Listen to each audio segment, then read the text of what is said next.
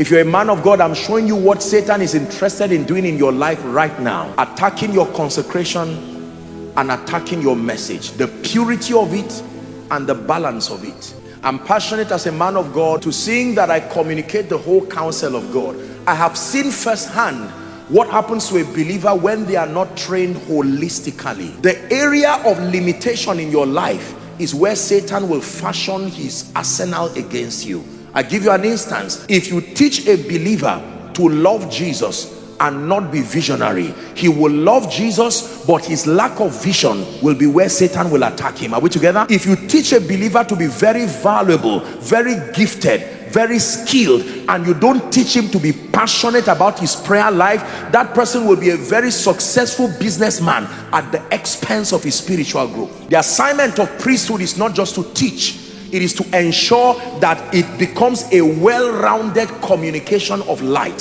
so that you build believers holistically. That's the way he declined this region, with all due respect, to the state that it is currently. He started by attacking priesthood. Now, I've studied God's generals, and I've studied a number of revival moves of God and great men and women who carried this revival fire. Usually the revival died during or shortly after they passed. You know why? Because Satan left the issue of the revival and started affecting the revivalists. He so tortured them, either using their health, health issues, or family issues, or issues of consecration, or their message, or persecution. He did something that degenerated the individual, and the move eventually died. It is the reason why when you see God using a man, using a people, if you are blessed through their lives, begin to pray for them. Now you know where Satan will come. He will come to attack you by attacking the person who blesses you. He attacks you by attacking the person who lifts you. When he comes into a family, he looks for the most spiritual person. Who is the intercessor in this family? Who is the person who is most discerning? Who has trained himself to dream dreams, to see visions? You find out that there is an isolated attack on one person. And sometimes we make the mistake of Esther. We say, my God, I don't know what is wrong with this guy.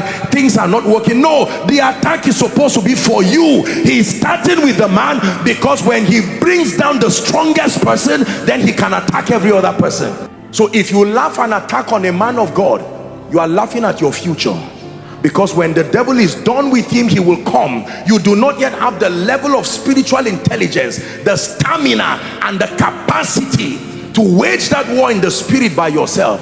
The one who stands for you, stands with you, prays, awake while you are sleeping. Satan will launch an attack